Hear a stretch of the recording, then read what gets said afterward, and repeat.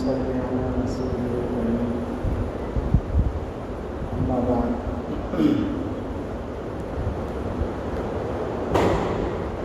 وعن أنس رضي الله تعالى عنه قال قال رسول الله صلى الله عليه وسلم كل بني آدم خطاء وخير الخطائين التوابون. وعنه عن النبي صلى الله عليه وسلم إن أعداء عدوك نفسك الذي بين جنبيك أو كما قال صلی اللہ علیہ وسلم. محترم بزرگوں دوستوں، گزشتہ جمعے اس پر بات ہوئی تھی کہ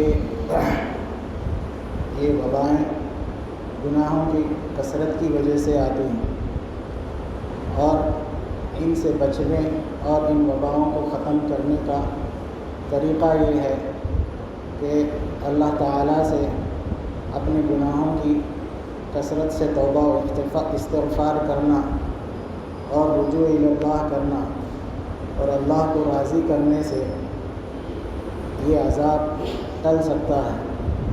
بقول حضرت تھانوی علیہ الرحمہ کے یہ اپنے روٹھے رب یعنی طاعون کے اوقات میں اپنے روٹھے رب کو منانے کا وقت ہے. تو اپنے رب کو منانے کا طریقہ یہ ہے کہ ہم اپنے گناہوں کو کثرت سے اللہ رب العزت سے توبہ و استغفار کریں. جب بندہ توبہ استغفار کرتا ہے تو اس کی شرائط کیا ہے، کس بنا پر اور کن شرائط پر اپنی توبہ اور استغفار قبول ہوتی ہے. حدیث میں آیا ہے، حدیث کی شرح میں، کہ علماء نے لکھا ہے کہ 3 شرائط سے جب 3 شرطیں پائی جائیں گی تو بندے کی توبہ و استغفار قبول ہونے کی علامت ہے. اس میں سے ایک یہ بتایا کہ ان یخلع عنہ، یعنی گناہ سے، یعنی گناہ کی جگہ سے، جہاں گناہ ہو رہا ہو اس جگہ سے ہٹ جائے. جیسے مثال کے طور پر کوئی بیٹھ کر ٹی وی دیکھ رہا ہے یا فلم دیکھ رہا ہے، اس کو دیکھتے ہوئے توبہ و استغفار کرنے سے توبہ و استغفار قبول نہیں ہوتی. اس جگہ سے فوراً ہٹے اور ہٹ کر توبہ و استغفار کرنے سے اللہ تعالیٰ یہ اس توبہ و استغفار کی پہلی شرط ہے. دوسری شرط یہ بتائی ہے کہ ان یندم علیہا، کہ اپنے گناہوں پر بندے کو ندامت ہو.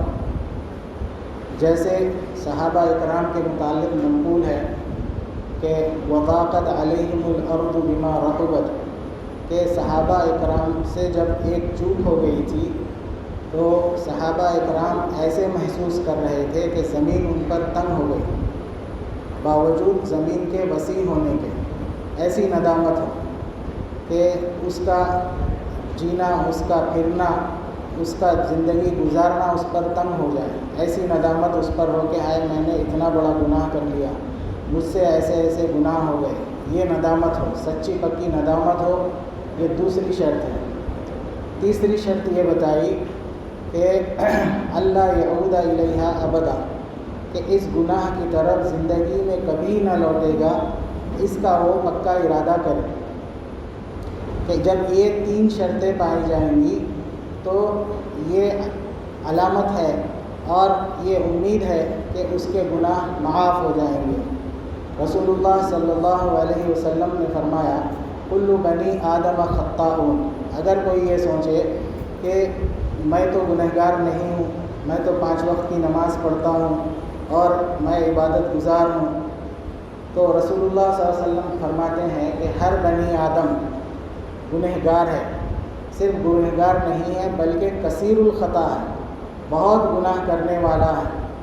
تو جب رسول اللہ صلی اللہ علیہ وسلم فرما رہے ہیں کہ کلکم خطاؤن، یعنی بہت زیادہ گنہگار، بہت زیادہ گناہ کرنے والے ہیں. وخیر الخطائین التوابون، اور بہترین گنہگار وہ ہے جو کثرت سے توبہ کرے. توبہ و استغفار اللہ کے حضور میں بار بار کرتے رہیں۔ جیسے گزشتہ جمعہ بتایا گیا تھا کہ رسول اللہ صلی اللہ علیہ وسلم فرمایا کہ میں 100 مرتبہ روزانہ استغفار کرتا ہوں، وَإِنِّي لَأَسْتَغْفِرُ اللَّهَ فِي كُلِّ يَوْمٍ 100 مرہ، کہ میں ہر روز 100 مرتبہ توبہ و استغفار اللہ کے حضور میں کرتا ہوں۔ تو بندہ جب گنہگار ہے، کثیر الخطا ہے، تو کثیر التواب بھی اس کو ہونا چاہیے۔ جیسے یہ کہا جاتا ہے کہ فلاں شخص باوضو رہتے ہیں، تو باوضو رہنے کا مطلب یہ تو نہیں ہے کہ ان کو کبھی وضو نہیں ٹوٹتا۔ اس کا مطلب یہ ہے کہ جب کبھی وضو ٹوٹ جاتا ہے تو فوراً وضو کر لیتے ہیں، یہ علامت ہے باوضو رہنے کی۔ ایسے ہی اگر کبھی بندے سے کوئی گناہ ہو جائے تو اس کا فوراً توبہ و استغفار کر لے تو وہ تائبین میں سے شمار کیا جائے گا۔ گناہ کرنا الگ ہے، گناہ ہونا الگ ہے۔ تو گناہ اپنے ارادے سے نہ کرے، جتنا ہو سکے، جتنا اپنے اندر قوت ہے، جتنا ہم اپنے نفس سے لڑ سکتے ہیں، اتنی کوشش کر گناہ سے بچنے کی کوشش کریں۔ اور اگر بالفرض گناہ ہو جاتا ہے تو اس سے فوراً توبہ و استغفار کر لیں۔ رسول اللہ صلی اللہ علیہ وسلم نے فرمایا، ابھی جو حدیث خطبے میں پڑھی گئی، ان اعداء عدوک نفسک، کہ تمہارا سب سے بڑا دشمن تمہارا اپنا نفس ہے، الذی بین جنبیک، جو تمہارے پہلو کے درمیان میں ہے۔ نفس انسان کا ہم سمجھتے ہیں کہ کسی حسن بصری رضی اللہ رحمۃ اللہ علیہ نے فرمایا کہ تمہارا کوئی دشمن ہے، اگر تم اس کو پچھاڑ دیے یا اس کو تم مار دیے تو اس سے معمون ہو گئے، لیکن نفس ایسا تمہارا دشمن ہے جو 24 گھنٹے تمہارے ساتھ لگا ہوا ہے۔ تم اس کو کاٹتے جاؤ گے، پھر وہ گناہ پر ابھارتے جائے گا، پھر کاٹتے جاؤ گے، پھر گناہ پر وہ ابھارتے جائے گا۔ نفس کے بھی 3 قسمیں ہیں، اس کو انشاءاللہ آئندہ کبھی بیان کریں گے۔ ایک اس میں سے یہ کہ امارہ بالسوء، کہ گناہوں کی کثرت سے یعنی حکم کرتے رہتا، ابھارتے رہتا، گناہ کرتے جاؤ۔ تو بزرگوں نے ایک مثال دی ہے، جیسا کہ حضرت شاہ حکیم اختر صاحب رحمۃ اللہ علیہ نے فرمایا، اگر کوئی مثال کے طور پر مسجد سے گھر جا رہا ہے، راستے میں اگر پھسل کے گر جائے تو کیا وہ وہیں پڑا رہے گا یا پھر اٹھ کے چلے گا؟ تو ظاہر ہے کہ وہ اٹھے گا اور اپنے گھر کو جائے گا۔ ایسے ہی جب گناہ کریں گے، پیر پھسل گئے اور گناہ کر لیا تو پھر توبہ و استغفار کرے، پھر اپنا راستہ یعنی صراط مستقیم جو اللہ کی طرف پہنچنے کا ہدایت کا راستہ ہے، اس پہ پھر چلنا شروع کر دیں گے۔ حضرت شاہ وصی اللہ صاحب رحمۃ اللہ علیہ نے فرمایا، ہم نے طے کی اس طرح سے منزلیں، یعنی اللہ کی محبت اور اللہ کے دین کا راستہ ہم نے ایسا طے کیا، گر پڑے، گر کر اٹھے، اٹھ کر چلے، یعنی جب توبہ و استغفار ٹوٹ گئی اس کا مطلب یہ ہے کہ آپ راستے سے گر گئے، پھر جب اٹھ کے توبہ و استغفار کریں گے، اللہ کو منا لیں گے۔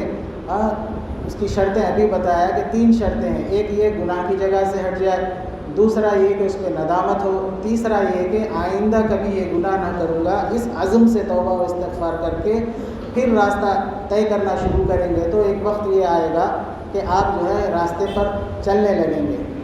حضرت خواجہ عزیز الحسن صاحب رحمۃ اللہ علیہ نے فرمایا کہ یہ نفس سے تو جو ہے زندگی بھر کی لڑائی ہے۔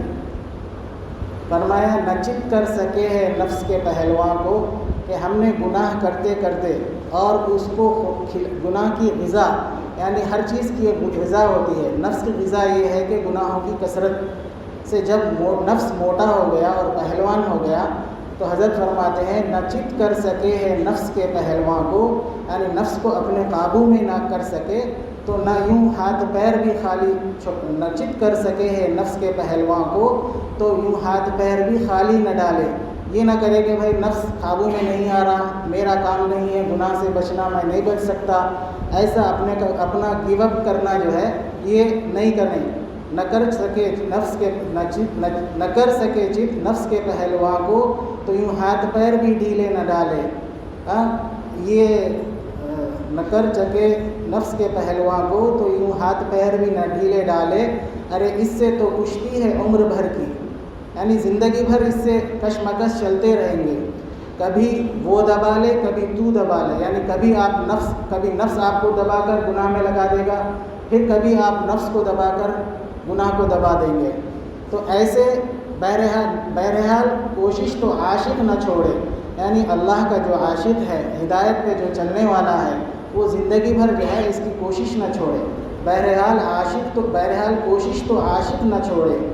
یہ رشتہ 100 بار ٹوٹے تو 100 بار جوڑے۔ جب گناہ ہو گیا، اللہ سے تعلق ٹوٹ گیا، رشتہ ٹوٹ گیا، پھر اس کے جوڑنے کا طریقہ کیا ہے؟ پھر توبہ استغفار کر لے، پھر جو ہے اپنا اللہ سے تعلق جوڑ لے، جس کو حدیث میں فرمایا خیر الخطائین التوابون۔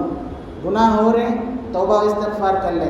وَإِنْ عَادَ فِي الْيَوْمِ 70 مرہ، ایک اور حدیث میں ہے کہ گنہگار گناہ کر رہا ہے، توبہ ٹوٹ رہی ہے، پھر گناہ کر رہا ہے، توبہ ٹوٹ رہی ہے، پھر گناہ کر رہا، پھر گناہ توبہ ٹوٹ رہی، پھر توبہ کر رہا ہے۔ تو ایسا حدیث میں آیا کہ اگر دن میں 70 بار بھی ہوئے تو برابر توبہ استغفار کرتے رہے۔ لیکن اس کی شرطیں کیا ہے؟ یہ 3 شرط ضروری ہے کہ اس پہ ندامت ہو، گناہ کا ارادہ نہ ہو، گناہوں کی جگہ پر نہ ہو۔ اس عزم کے ساتھ جب توبہ و استغفار کر رہا اور دن میں 70 مرتبہ اس کی توبہ ٹوٹ رہی ہے، تو پھر بھی توبہ کرے، اللہ سے رجوع کرے۔ اللہ تعالیٰ ہر وقت بندے کو قبول کرنے کے لیے تیار ہے، اور اللہ تعالیٰ امید میں رہتے ہیں، دیکھتے رہتے ہیں کہ بھائی یہ کب توبہ کرے گا، کب میری طرف رجوع کرے گا۔ تو اس سے بتانا مقصد یہ ہے کہ جو حالات بندے پہ آتے ہیں، جو حالات قوم پہ آتے ہیں، جو حالات ملک پہ آتے ہیں ناگوار، وہ بندوں کے گناہوں کی وجہ سے آتے ہیں۔ کما تدین تدان، جیسے آپ کے اعمال اوپر جائیں گے ویسے جو ہے فیصلے نیچے آئیں گے۔ میرے حضرت فرماتے تھے اعمالکم عمالکم، تمہارے جیسے اعمال رہیں گے ویسے بڑے تم پر مسلط کیے جائیں گے۔ اگر ہم کثرت سے گناہ کر رہے ہیں، گنہگار ہیں، اللہ سے دور ہیں، تو ویسے ہی ظالم حکمراں ہم پر مسلط کر دیے جائیں گے۔ اور اگر ہم نیک اور متقی ہوں گے تو موافق حکمران جو ہے ہم پر مسلط کی ہمارے اوپر یعنی قائم کیے جائیں گے۔ تو یہ ہمارے اوپر ہے، ہم اپنی فکر کریں، اپنے اولاد کی فکر کریں، اڑوس پڑوس کی فکر کریں، اس لیے کہ اگر پڑوس میں ایک بے نمازی ہے تو چاروں طرف 40 مکان تک نحوست آتی ہے۔ تو ہر کوئی اپنی بھی فکر کرے، اولاد کی فکر کرے، دوست احباب کی فکر کرے، رشتہ داروں کی فکر کرے، اڑوس پڑوس کی فکر کرے۔ جیسے پڑوس کے گھر کو آگ لگ رہی ہے تو کیا فکر کرتے ہیں؟ بھائی کہیں وہ آگ ہمارے گھر کو نہ آ جائے، اس کو وہیں ختم کرنے کی کوشش کرتے ہیں۔ تو بہرحال نیک لوگوں کی صحبت اختیار کرنا، جس سے جو ہے نیکی حاصل ہوتی ہے۔ ہم لوگ پڑھتے تھے کہ نیک لوگوں کی صحبت سے نیکی آتی ہے۔ صحبت صالح را صالح کنت، نیک لوگوں کی صحبت اختیار کرنے سے بندہ نیک بن جاتا ہے۔ صحبت طالح ترا طالح کنت، المرء علی دین خلیلہ، حدیث میں رسول اللہ صلی اللہ علیہ وسلم فرماتے ہیں کہ بندہ اپنے دوست کے مذہب پہ رہتا ہے۔ کہ بندہ اگر کوئی شخص اگر نیکی پہ بھی جا رہا ہے تو اس کے غلط دوست اس کو گناہوں کی طرف کھینچ کے لے کے چلے جاتے ہیں۔ تو اس سے پچھلے جمعے جو بتایا گیا تھا توبہ و استغفار سے اللہ تعالیٰ کو منایا جائے، آج توبہ و استغفار کے شرائط بتائے گئے۔ اگر ان شرائط کے ساتھ ہم توبہ و استغفار کریں گے تو امید ہے کہ اللہ تعالیٰ ہم سے راضی ہو کر اس وبا کو، اس طاعون کو ہم سے جو ہے اٹھا لیں گے انشاءاللہ تعالیٰ۔ آئندہ جمعے انشاءاللہ استغفار کے ثمرات کے متعلق، استغفار کے کیا فوائد ہیں وہ بتایا جائے گا۔ اللہ تعالیٰ ہم سب کو عمل کی توفیق عطا فرمائے، سچی پکی توبہ کرنے کی توفیق عطا فرمائے۔ اور جو حضرات بیمار ہیں دعا کے لیے کہے ہیں، جیسے عابد علی صاحب اور ان کی اہلیہ انوری بیگم، اور سید عابد جو 12 سال کے لڑکے ہیں، اور بھی دیگر جو علماء صلحاء بیمار ہیں، اللہ تعالیٰ سب کو شفاء کامل عطا فرما۔ اور جو حضرات اس مرض میں مبتلا ہے سب کو صحت عطا فرما، جو گزر چکے ہیں ان کی مغفرت فرما، اور جو حضرات اس وبا سے بچے ہوئے ہیں اللہ تعالیٰ انہیں محفوظ فرما۔ حتی الامکان آپ حضرات سے گزارش ہے کہ احتیاط کریں اور تلاوت کا، ذکر و اذکار کا اہتمام کریں۔ ہر چیز سے، ہر کسی سے کون کیا کیاری کر رہا معلوم نہیں، اس لیے ہر ایک سے دور رہیں، اور جو ہے بے وجہ بے فضول گھر سے باہر نکلنے کی کوشش نہ کریں، حتی الامکان گھر ہی پر رہیں۔ اللہ تعالیٰ ہم سب کو محفوظ فرمائے۔ وآخر دعوانا الحمد للہ رب العالمین.